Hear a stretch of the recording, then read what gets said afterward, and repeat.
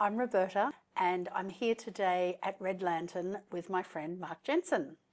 Hello. Hello. Amazing. Now, we're at Red Lantern, which is a Vietnamese restaurant, but when you look around, what you might be seeing is a barber shop.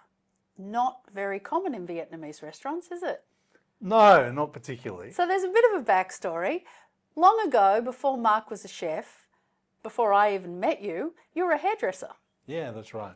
So I've done two apprenticeships. So I did a hairdressing apprenticeship, Right. and then I worked in the industry for another 6 years. So, 8 to 10 years in that industry. And then I became a chef. Right. And I met you 20, 22 years ago, once you were chefing at the Olympic That's opposite right. Moore Park, right? That's exactly right. That was really my first big break as a chef. That's when I got to do my food. Okay. And that lays the groundwork for how you came into Vietnamese food, because you met a couple of people then. They came to work for you, I think, didn't they? Yeah, absolutely. So Luke and Pauline both worked for me. They were studying or working other jobs, and this was a part-time gig for them. They'd come be waiters in the restaurant. Right. And then Pauline and I eventually became romantically involved. And Luke at that time was looking to start a Vietnamese restaurant. Right. His family, he grew up in Cabramatta, and he wanted to bring the Vietnamese experience into the inner city. So he wanted to open up a restaurant in Surrey Hills, and he couldn't find a chef. So I eventually volunteered. Okay. And he accepted me, and that's my introduction to Vietnamese food. Now, I love this because it means we can talk about Vietnamese food.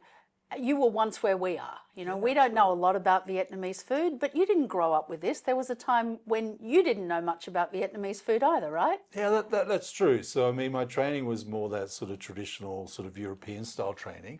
But as with most of your home cooks, they'll be familiar with things like frying pans and saucepans. Sure. And so, I had that experience. But then when I went to cook Vietnamese food, I discovered that essentially because of the French influence in Vietnamese food, a lot of the cooking techniques I was already familiar with. Good. Apart from things like frying in a wok. Mm-hmm. That was probably the only thing I had to really learn that I hadn't experienced in my previous training. So let's start there, because what I want you to tell us is what are the pitfalls, what are the steep learning curves we've got when we're learning Vietnamese food. So tell me about the wok. What do you need to know?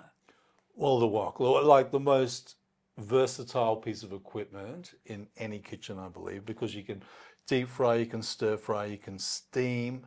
It's such a fantastic piece of equipment. But the thing is, when you're using it in the home environment, it's best not to put too many things inside of it. Okay. Because you can't really get that intense fiery heat that we get in a commercial kitchen. So it's best if you're cooking for 4 people, then it's possibly best to cook individually. Take the things out of the wok, keep them aside, cook everything, and then before you serve, you pop it back in the wok. Great. Mix it all through together, and that's when you serve it to the guests. Okay. Otherwise, we're stewing, not stir fry. You're stewing. You're not getting that nice caramelization on your meats and different things. Okay. So, yeah. What else do we need to know about Vietnamese food? What are the 2 or 3 essentials that you think define Vietnamese food? Well, the abundance of herbs and salads. Yes. Is really fantastic, and also it's a lot of herbs. Like literally, you could have just herbs on the table, and the table is firstly when you're having a meal, it's not set out entree, main as such. It's just like this beautiful banquet table full of wonderful salads, herbs, grilled, fried meats, fish, soups, all these things. Different sauce, lots of different sauce. And I actually find one of the beautiful things about Vietnamese food is that you prepare a dish, but then it's up to the individual to add chili, to add lemon, to add all those condiments and seasonings to their own dish to make it their own. Okay, so different people at the same table are going to season their food differently. Absolutely. So there's a few dishes that I guess come to mind when we think about Vietnamese food, and we're cooking a few of them this month. We've got the fresh rice paper rolls, we've got the bun sao. Nice. I think the other dish that most Australians think about when they think Vietnamese is pho. Yeah. And we've made a decision not to do a pho because it's pretty complicated, isn't it? Oh, it is. To make it like delicious, it's a day or two process. or even longer, because they start with master stocks often, don't they? Well, you know, you're making a really beautiful but almost consomme style stock to start with. So I mean, it takes patience and gentle, loving care, and it's something that simmers overnight at least, if not for a couple of days.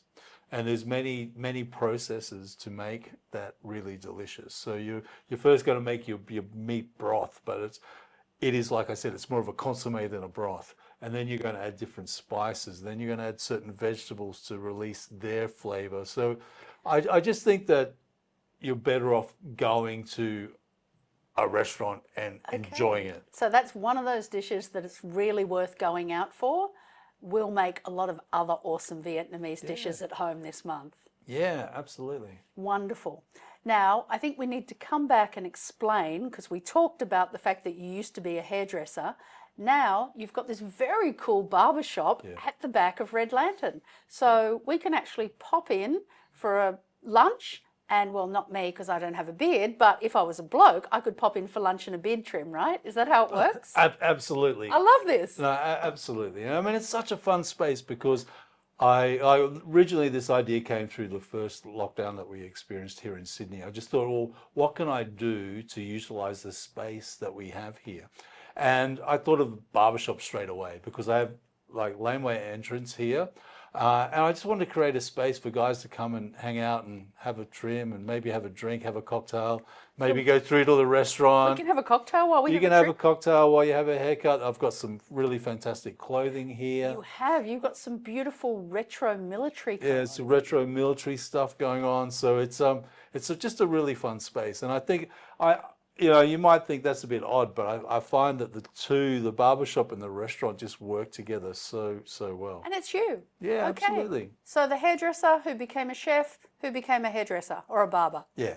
I love it. That's I love it. Thank you so much for Pleasure. inspiring this month of cooking and for sharing your beautiful barbershop with us. Oh, it's such a pleasure. I'm happy to help you inspire home cooks at home.